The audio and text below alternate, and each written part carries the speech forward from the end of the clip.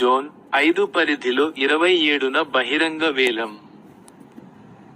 GVMC zone 5 పరిధిలో దుకాణాలు, కళ్యాణ మండపాలు, రోడ్ సైడ్ మార్కెట్లకు సెప్టెంబర్ 27న బహిరంగ వేలం నిర్వహించనున్నట్లు జోనల్ కమిషనర్ బొడ్డేపల్లి రాము గురువారం తెలిపారు.